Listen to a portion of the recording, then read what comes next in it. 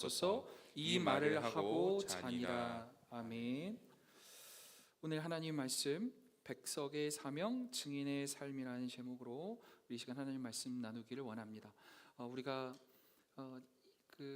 지난 주일까지 1월 내내 우리가 2026년 붙잡고 가야 할 키워드, 첫 번째 키워드 기도에 대해서 우리 함께 계속해서 말씀을 나눴습니다. 100주년을 향해 걸어가고 있는 지금 오늘 이 시점에 기도라고 하는 것은 우리가 사명을 잘 감당하며 살아가는 삶을 이루는 토대가 되었습니다.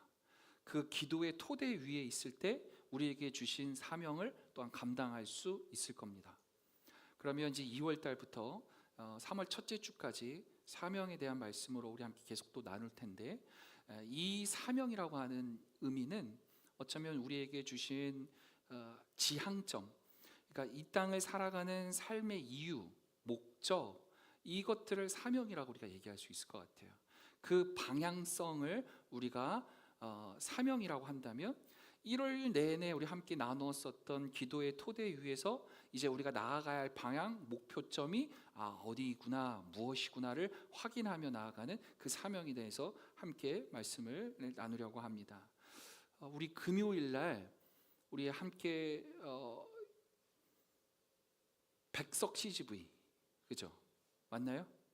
네, 고향 CGV입니까? 아무튼 CGV에서 신의 악단이라고 하는 영화를 우리가 함께 봤어요. 그렇죠?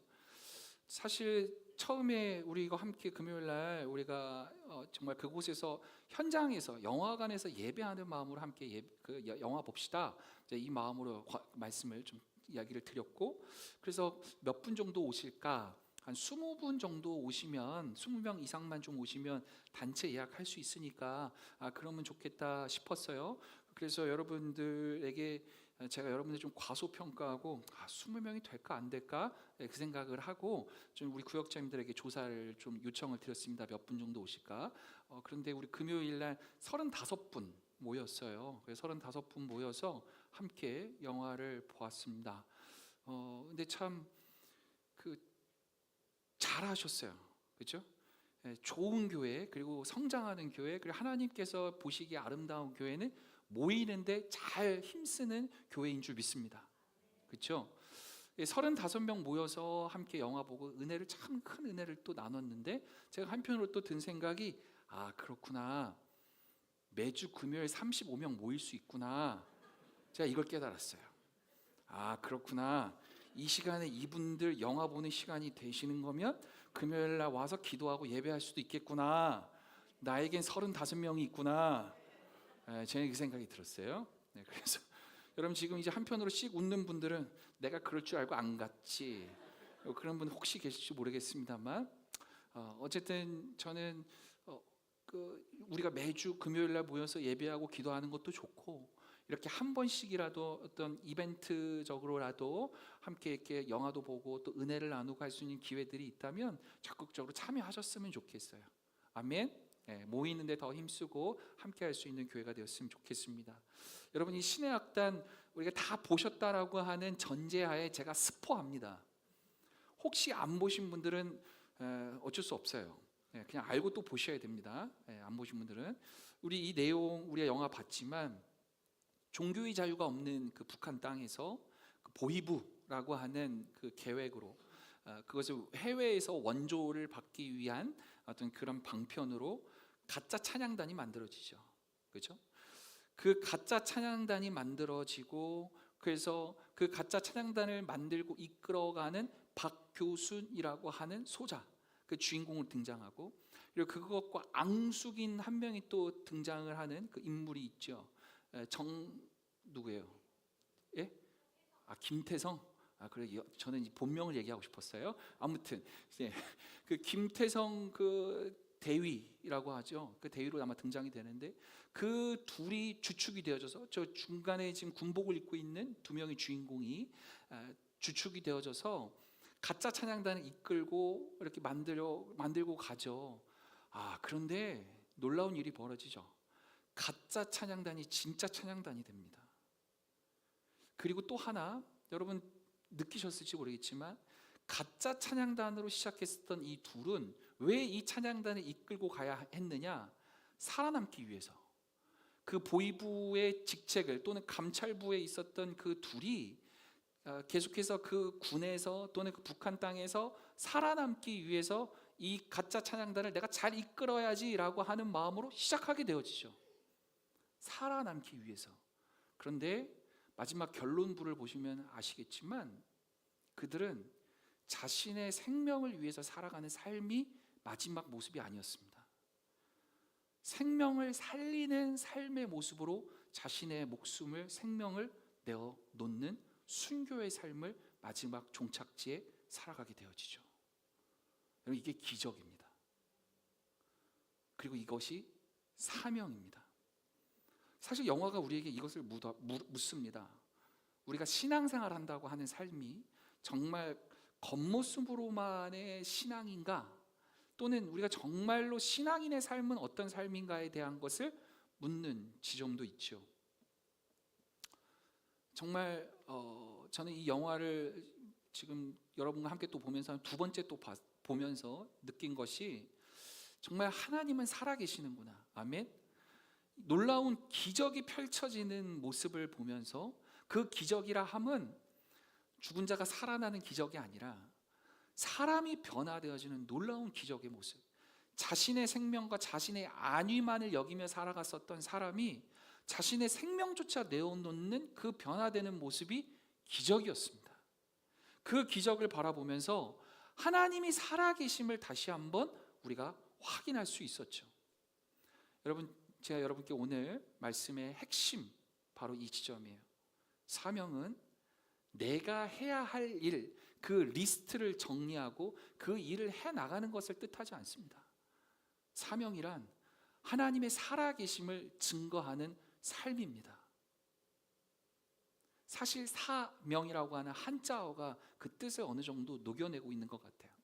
사자, 보낼 사자를 쓰죠. 명자, 생명 명자를 쓰죠. 하나님이 우리를 하나님의 뜻 안에서 살아가라고 우리를 보내셨고 그것을 증거하는 삶이 사명자인 줄 믿습니다. 여러분, 오늘 저는 사명자의 삶을 살아냈었던 이 스데반의 모습을 함께 나누고 싶은 거예요. 사실 이 스데반의 오늘 이 본문의 말씀은 우리에게 너무 익히 잘 알려져 있는 이야기입니다. 순교의 이야기잖아요. 그런데 죽음의 이야기가 아닙니다. 사실은 하나님 임재의 이야기입니다. 그리고 증인의 이야기입니다. 오늘 본문 54절 말씀을 보면 사람들이 스데반의 설교를 듣고 이런 반응을 보여요. 함께 읽을까요? 마음에 찔려 그를 향하여 이를 갈더니. 스데반이 하나님의 말씀을 전합니다. 사람들은 마음에 그 신앙 양심에 그 음성이 들려져서 찔립니다. 찔리면 회개하면 좋은데, 찔리면 돌이키면 되는데 도리어 스데반을 향해서 이를 갈기 시작합니다. 죽여버려야겠다. 왜 내 마음을 불편하게 하는가? 왜 우리 공동체를 왜 힘들게 하는가? 나는 편하게 살아가고 싶은데 왜 나에게 이 말씀을 선포해서 그 하나님의 말씀이 나에게 찔림이 되어져서 나를 왜 이렇게 힘들게 하느냐라고 이를 갈고 덤벼드는 모습이죠. 사명자의 길은 여러분 언제나 환영받는 것은 아닌 것 같습니다. 우리가 진리를 선포하고 때로는 진리의 선포를 하는 그 삶, 그러니까 우리의 삶이 증인의 삶, 하나님은 살아계시고 예수님은 나의 구주이시고 예수님의 삶을 내가 증거하는 삶, 그 삶의 모습을 살아내는 것, 그것이 결코 쉬운 일은 아니라는 거예요. 핍박이 있을 수 있고 환영받지 못하는 어려움이 우리에게 있을 수 있다라고 하는 사실을 오늘 성경은 알려주고 있습니다. 그런데 55절, 사명자는 거기에 굴하지 않습니다. 하나님 말씀 함께 읽을게요. 스데반이 성령 충만하여 하늘을 우러러 주목하여 하나님의 영광과 및 예수께서 하나님 우편에 서신 것을 보고. 오늘 55절 말씀 보면 굉장히 중요한 키워드가 있어요. 빨간색으로 여러분들 성경에 혹시 체크할 수 있으면 체크를 한번 해보십시오. 제가 여러분께 말씀을 드리고 싶은 게 무엇일까요? 스데반이 성령이 충만했다는 지점, 그리고 스데반이 주목한 것은 무엇이었습니까? 하늘이었습니다. 여러분, 우리가 핍박의 자리에 놓일 때 또는 사명자의 그 길을 걸어 나가는 데 있어서 예수가 그리스도이심을 우리가 증언하며 살아가는 삶에 있어서 우리에게 놓여지는 지점은 손가락질하는 그 손가락질, 또는 우리를 너무나 아프게 만드는 그 입술, 그 상대방, 우리는 그것에 주목할 수밖에 없습니다. 그런데 오늘 스데반은 너무나 중요한 걸 알려주고 있어요. 사명자는 거기에 주목하지 않는다. 사명자는 예수가 그리스도이심을, 하나님은 나의 왕이심을 고백하며 살아가는 삶이 핍박이 오고, 그래서 그 사람 너무나 힘들게 하는구나, 나를 왜 이렇게 어렵게 만드느냐 라고 하는 그 마음이 있을지언정 우리가 그 상황 가운데서 주목해야 되는 지점은 바로 하늘이라는 지점입니다. 여러분, 이 삶이 힘들고 어려운, 내가 신앙을 지키며 살아가는 이 삶이 어려울수록 여러분 하늘 주목할 수 있기를 주님의 이름으로 축복합니다. 하나님의 영광을 바라볼 수 있는 믿음이, 그래서 주 예수 그리스도를 바라볼 수 있는 믿음이 우리에게 있기를 축복합니다. 그 하나님을 바라보며 그 핍박 가운데서도, 그 어려운 상황 가운데서도 하나님을 바라보며, 하늘을 바라보며 뚜벅뚜벅 스데반은 전진합니다. 그랬더니 하나님께서, 우리 주님 예수 그리스도께서 어디에 계신 걸 봤냐면 하나님 우편에 서셔 있는 것을 보게 됩니다. 근데 이게 참 표현이 정말 아름다운 표현인 거예요. 여러분, 사실 성경 마가복음 16장 19절에서는 어떻게 표현하고 있냐면, 주 예수께서 말씀을 마치신 후에 하늘로 올려지사 하나님 우편에 서 계시느니라, 앉아 계시느니라 라는 표현을 쓰죠. 사실 예수님은 우리가 승천하시고 하나님 우편에 함께 성령과 하나님과 우리 또 예수 그리스도 이 삼위일체가 하나 되어지신 우리 하나님은 특별히 예수님에 대해서 성경이 표현하는 많은 모습은 앉아있는 모습으로 표현하세요. 거룩하고 그 권위 있는 모습으로 앉아있음에 대해서 많이 표현을 하거든요. 근데 스데반이 무엇을 봤어요? 예수님 앉아있는 모습을 봤습니까? 아니야, 서 있는 모습으로 봤어요. 여러분, 그 모습이 무엇일까요? 저는 이 말씀을 묵상하면서 맞다, 바로 이거다. 우리의 상황이 핍박과 사명을 맡아서 살아가는 삶, 예수가 그리스도이심을 증거하며 살아가는 그 삶, 증인의 삶을 살아가는 데 있어서 참 힘들고 어려운 그 상황 가운데서 예수님께서, 주님께서 그냥 태연하게 가만히 앉아 계시지 않는다는 거예요. 서서 우리에게 곧바로 달려오실 것 같이, 규민아, 내가 지금 여기 있어, 많이 힘들고 어렵구나, 내가 지금 가고 있어, 지금 그 모습을 스데반은 바라보고 있다는 지점입니다. 우리가 신앙생활 하면서 제일 힘들 때가 언제일까요? 외로울 때입니다. 특별히 우리 성도님들 가운데 가족이 함께 신앙생활을 한다면 너무나 큰 축복인 거예요. 특별히 2대, 3대 손, 우리 가족, 우리 교우들에게는, 우리 교회의 우리의 특징은 그런 아주 놀라운 축복이 있는 가정들이 있죠. 그런데 또 어떤 가정들은 홀로 이곳에서 혼자 신앙생활 하시는 분들도 있습니다. 가족들은 아직 예수님을 알지 못해요. 왜 주일마다 교회 가니에요? 왜 이렇게 자꾸 교회에 열심을 내고 자꾸 왜 밖으로 돈이에요? 근데 우리 안에는 뜨거움이 있거든요. 우리 안에는 예수가 그리스도이심을 내가 알고 믿기에, 그 예수님을 따라가는 삶이 가장 축복된 삶임을 알기에, 우리 가족을 위해서도, 우리 가정의 구원을 위해서도 나는 더 기도해야 하기에 전진해야 되는 삶의 그 사명이 나에게 있거든요. 그래서 그 사명을 감당하며 나아가는 삶이 있는데 여러 가지 외부적인 어려움들이 봉착되어진 삶이 우리에게 있단 말입니다. 근데 바로 그때 나 홀로 외롭다 라고 여겨지면 정말 외롭고 힘든 거예요. 그런데 오늘 말씀을 통해서 주님께서 위로해 주시는 거예요. 나 가만히 앉아 있지 않아. 나 여기 홀로 가만히 앉아 있지 않아. 내가 너를 향해 나아가고 있다. 너의 손을 붙잡아 주기 위해서, 너의 그 돌팔매질을 내가 잡아주기 위해서, 그걸 막아주기 위해서 내가 대신 너를 구원하기 위해서 내가 지금 일어서서 너를 향해 가고 있다. 오늘 이 말씀을 스데반에게 전했고 스데반은 그 모습을 보았다는 뜻입니다. 사명자는 그 사명을 감당하는 힘이 내가 잘나서, 내가 힘이 있어서, 내가 능력이 있어서 그래서 잘 버텨나가겠습니다가 아닙니다. 사명자는 주님이 서서 나에게 찾아와 주시고 나에게 힘 주시고 나에게 능력 주시는 그 하나님의 놀라운 사랑하심을 경험하며 살아가는 자가 사명자입니다. 우리 교회가 하나님께서 우리에게 주신 사명을 감당할 수 있는 힘이 있으려면 그 하나님의 임재를 충만히 경험할 수 있어야 됩니다. 우리 성도님 개개인 모두가 하나님이 친히 나에게 찾아와 오심에 대한 그 은혜가 우리 안에 충만히 있기를 주님의 이름으로 축복합니다. 예수님의 십자가를 한번 기억해 보셨으면 좋겠어요. 예수님은 예수님의 사명을 잘 감당하셨습니다. 어쩌면 참 힘들고 어려웠겠죠?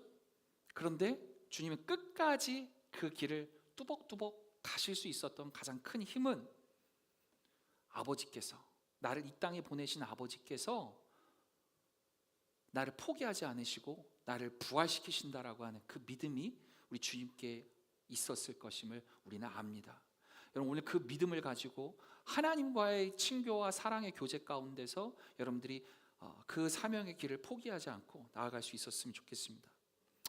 오늘 성경 말씀 보면은 그 믿음으로 나아갔었던 스데반이 돌에 맞습니다. 그런데 그 돌에 맞아서 죽어가는 그 상황 가운데서 스데반이 붙잡고 있는 이야기가 있어요.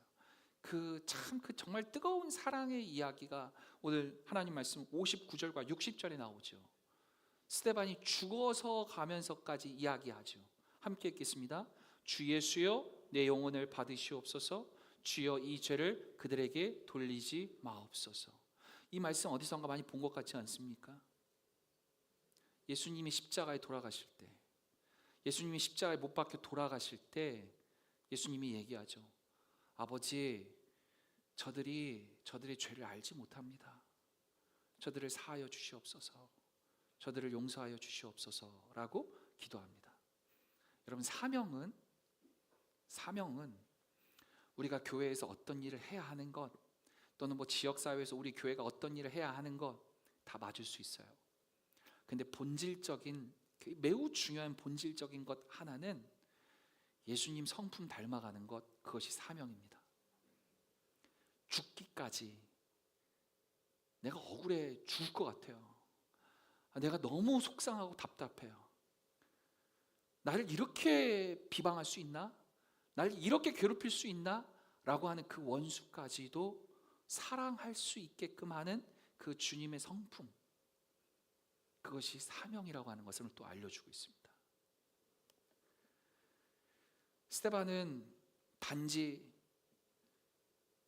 교리를 위해서 또는 내가 믿는 바 그것 때문에 세상을 살아간 것이 아니라 죽음 앞에서 매우 실천적으로 예수님의 방식으로, 예수님의 그 삶의 모습으로 실천하며 증거했었던 모습이 바로 예수님의 모습이었고 스데반의 모습이었습니다. 영화 신의 악단에서 우리를 참 감동케 하는 지점도 바로 이 지점이었던 것 같아요. 처음에는 신앙이라고 하는 것을 그냥 모양 삼아서 그 신앙인들의 그 행태와 그 모습을 따라하는 가짜 신앙인의 행태를 보이죠. 그래서 마치 신앙이 그냥 그들에게서는 도구였습니다. 그런데 진짜 하나님을 만나고 진짜 성령님을 만나면서 그들이 변화되는 놀라운 역사가 나타나죠. 우리에게 있어서도 증인의 삶을 살아가는 삶이 어쩌면 지금은 하나님 보시기에 가짜일 수도 있지 않나 싶은 생각도 들어요. 내 몸뚱아리 위해서. 아니, 나를 조금 벗어나 그냥 우리 가족들 위해서, 그냥 그 정도를 위해서 내가 신앙생활하면서 하나님 복 빌고 하나님 주시는 복 받으면서 살아가는 것, 그것이 마치 신앙의 전부인 것처럼 생각하는 가짜 신앙인의 모습. 박교순의 그 주인공의 모습과 크게 다르지 않죠. 자기가 살아내기 위해서 가짜 신앙인의 행태를 하는 모습과 크게 다르지 않다는 겁니다. 그런데 그 와중에 하나님은 멀뚱히 서 계시지 않았고, 우리에게 앉아 계시지 않고 서서 우리에게 찾아오시는 주님의 놀라운 능력을, 그 기적을 우리에게 보여주셨습니다. 우리는 압니다. 그리고 스데반을 매우 존경합니다. 우리도 그렇게 살아내야 된다는 것도 우리는 압니다. 근데 여러분, 한번 질문 드려볼게요. 스데반이 매우 훌륭하고 존경스럽고 참 사명자의 삶을 살았다라고 하는 건 우리가 아는데, 여러분, 우리가 그렇게 살아내고 있습니까?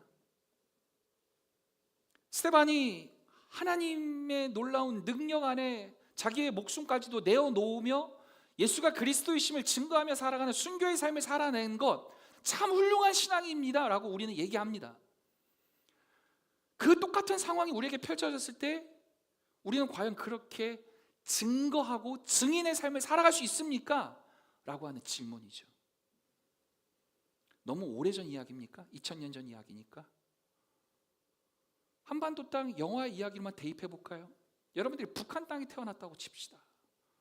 그곳에서 내가 신앙인으로 하는 그 정체성을 가지고 예수 믿고 살아간다라고 했을 때 그 목숨 걸고 신앙생활 해야 되는 삶일 겁니다.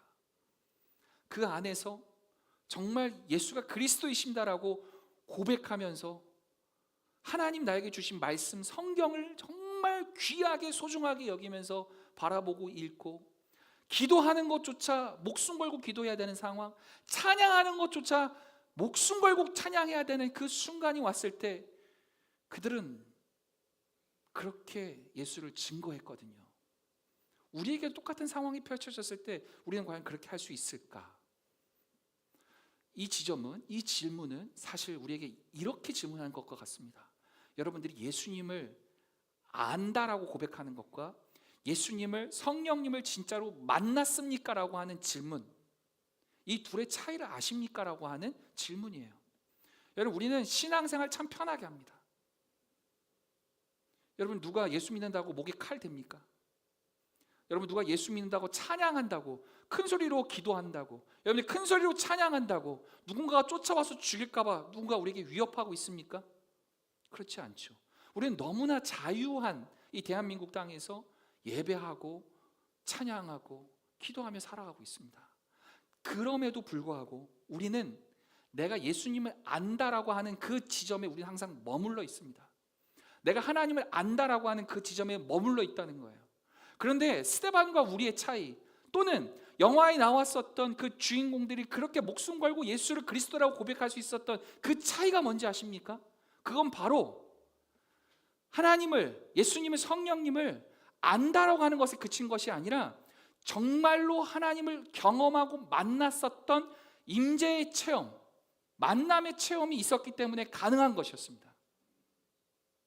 저는 오늘 여러분들에게 이 말씀을 드리고 싶어요. 우리가 사명자로 살아간다라고 하는 것, 하나님의 뜻대로 하나님의 부르심 가운데 응답하며 살아가는 삶을 살아가기 위해서는 성령 하나님 여러분 만나셔야 됩니다.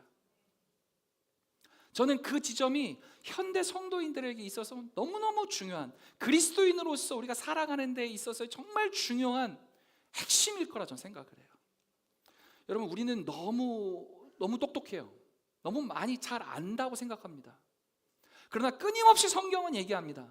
안다라고 하는 것은 매우 인격적 관계의 용어라고 하는 사실을 성경은 끊임없이 얘기하죠.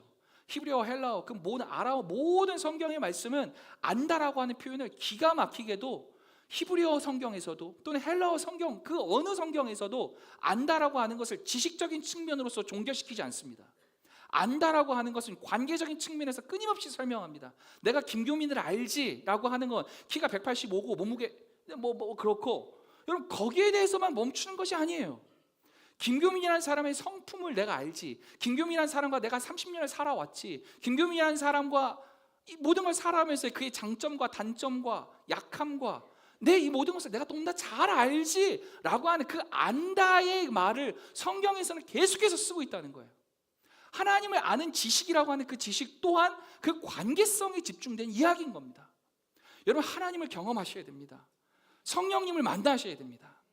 근데 그 하나님을 만나고 예수님을 경험하고 성령을 체험하고 만남에 있어서의 매우 중요한 핵심은 역설적이게도 하나님 말씀에 순종해서 한 발자국 내디딜 때 우리는 경험하고 만날 수 있습니다.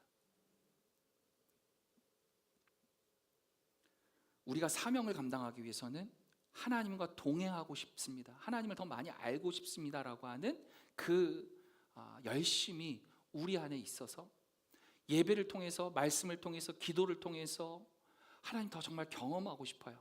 하나님, 당신 정말 살아계십니까? 제가 60평생, 70평생 교회는 다녔고 신앙생활 나름대로 했습니다. 그런데 아직 뜨뜻미지근합니다.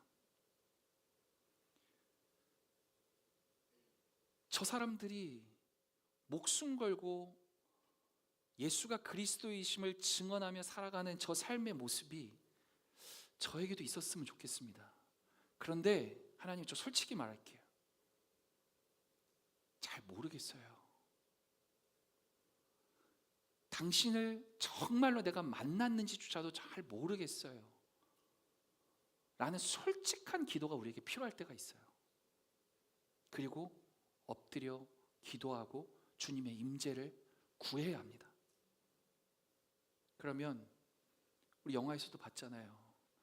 하나님을 모르던 수가, 아니 하나님을 핍박하던 사울과 같은 그에게 성령께서 자꾸 사인을 줍니다. 자꾸 십자가가 보이잖아요. 동일하게 사람들의 증언이 나오죠. 야수, 예수 미쳐버리겠습니다. 그들에게 계속 찔림이 있는 거예요. 하나님의 말씀을 통해서 계속해서, 성령을 통해서 우리에게 계속해서 사인을 주고 이야기를 합니다. 나를 만나줘.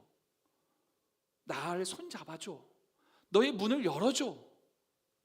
여러분, 그 말씀에 순종해서 한 발자국 우리가 주님 앞에 나아가는 그 결단이 있게 되어질 때 하나님의 놀라운 임재의 경험과 체험을 우리가 하게 되어지는 거죠. 그래서 바로 우리는 영적인 체험이다 라고 표현하는 겁니다. 사람들은 하나님의 경험, 체험, 하나님의 임재 체험을 어떤 굉장히 특별한 것이라고 생각할 수도 있겠다 싶어요. 근데 여러분, 그게 아니에요. 하나님의 임재의 체험은 어떤 증거로 나타나냐면 사람이 변화되는 역사로 나타납니다. 내 마음이 변하는 거예요. 저 원수 같던 사람을 사랑하기 시작해요. 긍휼히 여기기 시작해요. 그를 위해서 기도하기 시작합니다. 그래서 더 나아가 궁극적으로는 케노시스, 비움, 내 생명까지도 비워낼 수 있는 사람으로 변화되는 것이 하나님 만난 사람의 증거의 모습이에요. 그런데 이것을 왜 못할까? 첫 번째, 하나님을 잘 경험하지 못하기 때문에, 하나님과의 뜨거운 그 하나님을 경험한 체험이 없기 때문에. 두 번째는 우리가 밖에서 하나님 말씀보다는 다른 이야기가 우리의 머릿속에 너무 꽉 차 있을 때 우리는 잘 결단하지 못하는 것 같습니다. 그 대표적인 이야기로 저는 생존주의를 이야기하고 싶습니다. 어느 사회학자가 그런 얘기를 했어요. 아주 매우 통찰 있는 이야기인데, 대한민국에서 지금 현재 이 대한민국 안에서 이 생존주의, 서바이벌리즘이라고 하는 이 생존주의가 온 세계를, 그리고 특히 대한민국을 완전히 지배하고 있다라고 얘기해요. 그도 그럴 법한 게 구한말에서부터 일제강점기를 거쳤고 그곳에서 살아남는다라고 하는 것은 매우 중요한 우리들의 과제였습니다. 또한 일제강점기를 지나고 나서 해방은 됐지만 반공과 이러한 그 사상의 핍박, 이러한 전투와 전쟁 가운데서 우리는 살아내야만 했었던 생존의 숙제가 있었고, 해방 이후 그리고 전쟁 이후에는, 한국전쟁 이후에는 우리에게 민주화라고 하는 그 과정 가운데서 또 생존의 기로에 놓일 수밖에 없었고, 더 나아가서는 IMF라고 하는 것이 우리의 발목을 한 번 더 흔들었었고, 더 나아가서는 지금 현대 한국 사회에서는 전 세계에 사실은 이 모든 것이 지금 완전히 매몰되어져 가는 이 현실인데, 신자유주의 체제라고 하는, 오로지 적자 생존이라고 하는, 오롯이 너를 밟고 이겨야만이 능력 있는 것처럼 보여지는 이 자본의 잠식과 이 모든 세상의 그 이야기에 교회마저 잠식됐다라는 거예요. 그런데 그거 아시죠? 그 세상의 논리 가운데서 그리스도인들은, 저는 그런 야만적인 적자 생존에 저항하고 싶습니다. 내 것이 조금 손해보더라도 나는 하나님 나라를 꿈꾸며 살아가기에 내 것을 내어놓는 한이 있더라도 저는 헌신과 비움과 나눔과 사랑을 하며 살아가겠습니다. 이것을 결단하며 살아갈 수 있는 사람이 그리스도인입니다. 그것이 현대인에게 필요한 순교적 모습이겠죠. 현대인들을 가만히 보면, 우리 그리스도인들을 보면 너무 지쳐 있어요. 근데 지쳐 있는 이유가 경제적인 압박이 심해요. 사람들과의 관계에 있어서의 피로감도 굉장히 많아요. 그리고 이 땅을 살아가면서 불안함을 너무 많이 느껴요. 그리고 이 무한한 경쟁주의 속에서 내가 어떻게 이기고 살아갈 수 있을까에 대한 그 엄청난 압력이 우리에게 가해져요. 그러다 보니까 신앙도 마치 생존의 도구로 취급하는 경향이 교회 안에 매우 깊숙이 들어가 버렸어요. 그 서바이벌리즘, 생존주의가 교회를 잠식했다는 얘기입니다. 엄밀하게 얘기해서 교회 안에서 우리가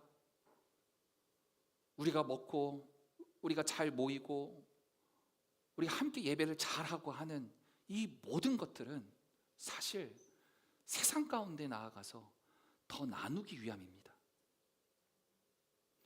제가 이 땅에서, 이곳에서 우리 교회가 조금 더 성장했으면 좋겠습니다, 우리 교회가 더 부흥했으면 좋겠습니다를 외치는 가장 큰 궁극적인 이유는 예수 그리스도의 가르치심이 올바른 길임을 보여주고 싶어서 그러는 거예요. 예수님이 우리에게 가르쳐 주신, 자기 생명을 내어주시기까지 모든 것을 비워내 주셨던 그 가르침이 교회에서뿐만이 아니라 그렇게 연대하고 결단하고 그렇게 살아낼 수 있음을 증거하고자 하는 사람들이 모인 교회가 세상 가운데서도 실제로 그렇게 보여줄 수 있는 삶이라고 하는 것을 여러분들이 이렇게 펼쳐내시라고, 저는 우리 교회가 증거가 되었으면 좋겠다는 거예요. 착각하지 않으셨으면 좋겠습니다. 이 땅에서 여러분들이 떵떵거리며 잘 살기 위해서 축복만을 바라며 살아가길 원하는 목사의 마음이 절대 아닙니다. 혹시 서운하십니까? 목사가 여러분들 부자 되라고 축복해 줘야지 맨날 나누라고, 맨날 헌신하라고, 여러분 그렇게 얘기하는 것이 혹시 서운할 수 있을까요? 그래서 여러분들 혹시 여러분들 마음 가운데 이것이 찔림이 되어져서 그것이 여러분들이 혹시 이를 갈며 생각하는 사람들이 혹시 있을까요? 여러분, 그런데 오늘 성경은, 그리고 주님은 사명자의 삶이 너 혼자 생존하기 위한 삶으로 살아가는 삶이 결코 잘못된 삶임을 알려주고 있다는 거예요. 그리고 그 나만을 위했던, 내 가족만을 위했던, 내 교회만을 위했던 삶이었다면 그것이 정말 예수를 만나고 성령을 만나서 변화되어지고 그것으로 인해서 내 삶이 완전히 뒤바뀌어져서 내 생명까지도 내어놓을 수 있는 삶으로 나는 살아가겠습니다를 보여줬던 삶, 그게 스데반이었다는 얘기입니다. 여러분, 살아가시는 게 힘들죠. 돈 버는 거 힘들죠. 그런데 그 돈 버는 삶이, 그 생명의 삶이 여러분들이 짐이 되어지지 않기 위해서는 우리의 궁극적 이유와 목적은 하나님 나라에 있음을 알고 그 하나님 나라를 이 땅에 우리가 어떻게 펼쳐낼 수 있을까를 고민하면서 더 나누기 위해서, 더 가난한 자를 위해서, 더 핍박받고 힘들어하는 자들을 위해서 우리가 어떻게 더 선교할 수 있을까, 어떻게 하면 우리 죽어가는 영혼들을 구원할 수 있을까를 고민하며 나아가기 위한 그 기도와 그 모임과 예배가 되어져야 된다는 이야기입니다. 여러분, 우리가 스데반을 참 존경하고 그의 삶처럼 우리가 살아가고 싶다라고 생각할 수 있겠습니다. 그런데 여러분들이 솔직하게 여러분들에게 한번 도전을 해봤으면 좋겠어요. 한번 질문해 보십시오. 참 존경스러운 인물이야, 참 정말 멋있는 사람이야, 아니 영화 속의 그 인물 참 나에게 도전이 됐어, 감동이 됐어. 우리가 그렇게 생각할지 모르겠지만 내 삶에서는, 실제적인 내 삶의 속에서는 작은 희생조차 하고 싶지 않다라고 한다면 그것은 위선일 겁니다. 그것은 거짓일 겁니다. 우리가 사명자의 삶을 살아가기 위해서는 아주 작은 일상의 충성에서부터 차곡차곡 켜켜이 쌓여져 가는 것이 필요합니다. 하나님이 느닷없이 갑자기 너 나를 위해서 내 목숨 내놔라 라고 하지 않아요. 하나씩 작은 헌신에서부터, 시간의 나눔, 작은 정성의 나눔, 이 헌신, 비움, 이것들이 켜켜이 쌓여야 하나님께서 여러분들의 그 믿음이 쌓여가면 보고 축복하시고 더 많은 우리들에게 사명을, 더 큰 사명을 우리에게 허락하시는 줄 믿습니다. 우리 백석교회가 100년이 돼요. 여러분, 이 100년의 역사 동안에 여러분들은 간증할 수 있고 하나님이 정말로 살아계십니다를 얘기할 수 있는 그 지점들이 얼마나 있습니까? 한번 잘 생각해 보십시오. 몇몇 지금 얼굴이 떠오르는 분들이 있어요. 하나님께서 정말 나에게 큰 복을 주셔서, 정말 하나님께서 나에게 큰 축복해 주셔서, 은혜 주셔서 하나님이 살아계심을 나 이렇게 증거합니다 라고 말할 수 있는 분들이 계신 것 같아요. 떠오릅니다. 하나님은 여러분 살아계십니다. 옥성문 전도사님 개인 가정의 이야기입니다. 옥성문 전도사님께 물론 허락을 받았고요. 토요일날 전도사님이 저에게 얘기합니다. 목사님, 저 간증할 게 있어요. 우리 전도사님이 저에게 그런 말을 생전 처음 한 거예요. 저를 굉장히 속으로는 모르겠는데 겉으로는 되게 어려워하는 친구거든요. 목사님, 저 간증할 게 있어요. 뭐예요? 얘기해보세요. 무슨 말씀이세요? 했더니 아시는 분은 아시겠지만 옥성문 전도사님 어머니께서 매우 아프십니다. 우울증이 굉장히 심하셔서 폐쇄병동에서 입원하시고 치료하시고, 그리고 자살을 기도까지 생각하시고 하셨었던 굉장히 심각한 우울증을 겪었어요. 그래서 작년 2025년 옥성문 전도사님이 굉장히 힘들어했어요. 사역을 그만둘까까지도 고민할 정도로, 가서 어머니 옆에 있어야 되지 않을까 싶을 정도로 굉장히 힘든 시간을 보냈어요. 우리 그래서 사역자들 굉장히 많이 기도했습니다. 우리 목사님, 강금희 우리 협동 목사님, 저 우리 전사님 위해서, 정말 어머니 위해서 기도 많이 하고 나아갔어요. 그런데 간증할 게 있다잖아요. 뭐예요? 몸무게 한 20kg 빠졌어요? 전사님이 하시는 얘기가 어머니가 완치됐어요. 뭐라고? 어머니가요, 성경을 통독하시면서 그리고 기도하시면서 어머니가 이겨내셨어요. 얼마 전에 병원을 갔는데 병원에서 완치됐대요. 여러분, 하나님 살아계십니다. 모든 세상의 사람들이 다 어렵다 그러고, 모든 세상의 사람들이 다 힘들다고 그럴 때 말씀 붙들고 나아가는 사람,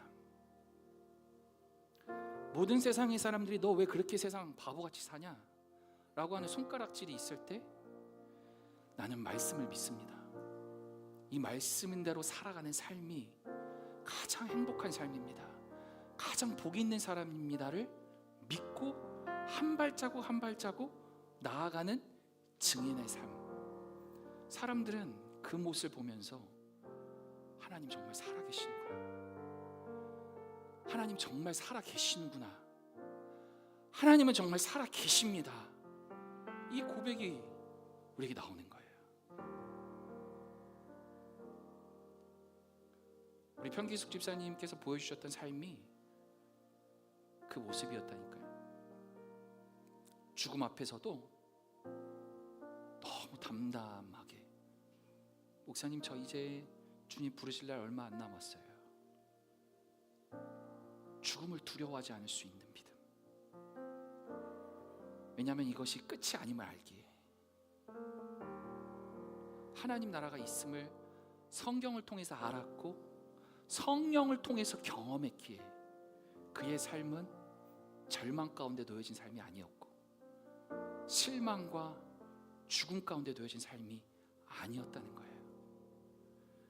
여러분들의 삶이, 저는 조금 더 예수님을 많이 만나고 성령을 많이 경험하고 체험하고, 그래서 그 힘으로 말미암아 하나님은 살아계십니다를 증거할 수 있는 나눔의 삶, 헌신의 삶, 사명자의 삶을 살아갈 수 있었으면 좋겠습니다.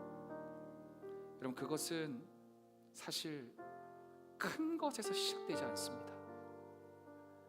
나만을 바라보며 살아가는 이 생존주의를 우리가 거부할 때 가능합니다. 이 세상은 얘기합니다. 오롯이 너만 바라봐야 된다고, 네 가족만이 최고라고, 너 상처받지 말라고, 너가 힘들면 안 된다고.